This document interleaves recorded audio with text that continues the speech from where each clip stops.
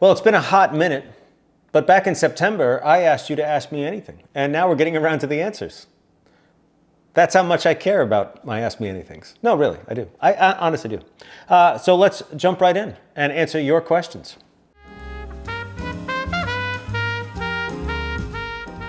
From Sean, would you be allowed to deal at a casino? No. Casinos vet their dealers. My name is on, is on a lot of lists, but one of them is that I could never deal, let alone sit down and play. I can walk through a casino, but if I sit down to play, I'll be asked to leave by men in suits. Benora 2 says, Gibson or Fender guy at heart? That's impossible to answer because it's changes daily.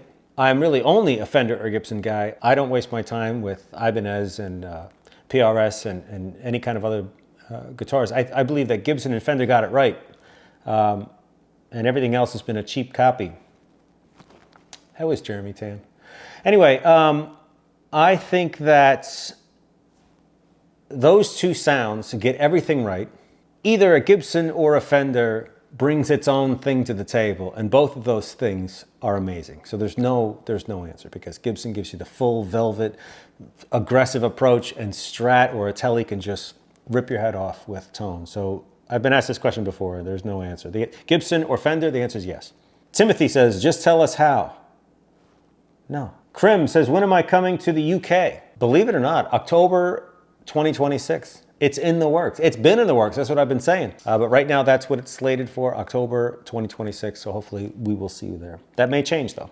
Mr. Tusa says, why don't I see your videos in my FYP? Well, if you're trying to watch on TikTok, good luck. All the other platforms are just fine. But TikTok, not so much. That's why I changed my name on TikTok. Go check it out for yourself. Blevins618 says, what's my most expensive deck of cards? I would say my Golden Nuggets. I have 3 vintage Golden Nuggets that are around $350 a piece. Those are really nice vintage playing cards. Hubert says, what's my favorite deck? Is there any deck that I enjoy the feel of most? Believe it or not, right there. The old iconic classic. I learned on these and I absolutely love them, and other decks don't come close. Sidrix says, is there a card trick that someone showed to you and I still can't figure it out? Well, in 2002 or so, I was in New Orleans walking down Decatur Street and some guy came up to me and I used to walk around practicing. I used to walk around and practice with a deck of cards. I'd leave the hotel room and I'd work on all sorts of things in the hands, whatever I could work on. And this guy comes up to me and he says, hey, let me show you a card trick. And I'm like, does he know who I am? So I said, sure. And he took the deck and he looked through it once and he gave the cards a quick shuffle and dropped them in his pocket. And he said, name a color. I said black. He said, name a suit. I said clubs. And he said, name a value. I said 9. He said, the 9 of clubs. And he reached into he showed his hand empty. He reached into his pocket and pulled one card. This was my deck of cards that I'd been shuffling all night long. He shuffled it. He reached in, pulled one card out and said, you give me $20 if this is the 9 of clubs. And I remember thinking, you know, what's the trick? Well, it's obviously he's going to, I couldn't figure out where he was going with it. And I said, okay, because I figured for $20, I'll just do this to somebody else. And then he turned the card around. It was a 9 of clubs. So I gave him the $20, and to this day, I don't know exactly what he did. I suspect that he got lucky. I hate to say that, but the trick usually goes in a certain way, but he got lucky right with me on the spot. I'll never forget that. It was amazing. He's dead now, I'm sure.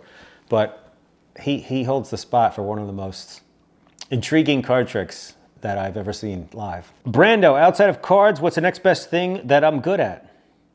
Well, I've been known to play a little piano, and I play a little guitar. I play golf. I like to cook. These are all things that I enjoy doing, but also try to get better at. And I've had photography even. And I always find a mentor, shadow somebody that, like when I do a photo shoot I'll ask the photographer for advice and tips and things, and if I can shadow him on a gig or something like that and learn things. Same thing with cooking. I had a piano teacher for a decade, a guitar teacher. I never really had formal guitar lessons, but when I was in bands, I would always ask the guitar players certain things. And I toured with B.B. King. We would open up for B.B. King for 3 months at a time over the course of 5 years, on and off on tour. And I was able to stand at the side of the stage and watch BB play every single night. And that taught me so much because I could see where his hands were, and it unlocked all sorts of licks that I could hear all the time, but never knew exactly what he was doing. And to be able to see them, that was some of the best guitar lessons I ever had. So I find things that interest me, and then I try to get good at them, and not in an isolated way. I reach out to people that are very good at things and then try to learn that way. Which magicians do I look up to? From Blurg? Yeah, he mentions Ricky Jay. Ricky Jay was fantastic. He had a bit of an edgy character. Darwin Ortiz, Mike Vincent is just a technician and a storyteller. He's like perfect. Very, very good magician. Andrew Wimhurst. Yeah. Tony Cabral from Boston, fantastic. These are all guys that are kind of in my circle that we share a lot of really heavy material with each other. What was the hardest trick to master? I would say on my Magic Castle set, if you go search Jason Ladany Magic Castle on YouTube, you can watch that. It's a 17-minute clip or so. The last 10 minutes of that would be one of the hardest things to do in front of an audience. And I would say that took the longest to get together. Can you teach us how to do a trick for once and switch up from the usual content? Well, I got a treat for you. I'm going to teach you some amazing self-working magic. Iron Wolf says, what are some tips for aspiring magicians? I'm 15 and I like to do card tricks for girls or guys around my school. Well, first of all, stop doing card tricks for guys. Second of all, some of the best advice that I could give you is don't listen to other magicians. Just tune them out completely. Find magicians that you enjoy on the internet or whatever, and then buy their books or buy their masterclass or their DVD sets that have been turned into streaming now. But learn from those DVDs and those books from the masters, Marlowe and Vernon and Lavande. That's where you want to learn magic.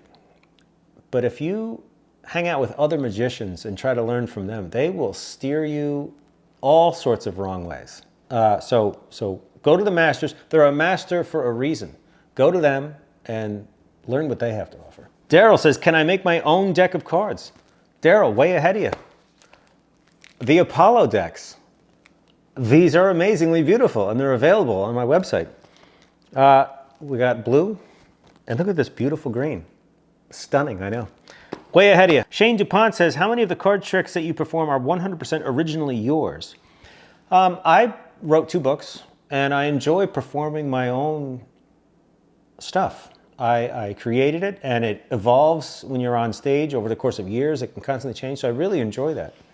That being said, in my show, I mean, it's always changing, but in my show right now, I would say 70% of it is my stuff that I created, and then the other stuff are classics with a lot of my own rub built into them.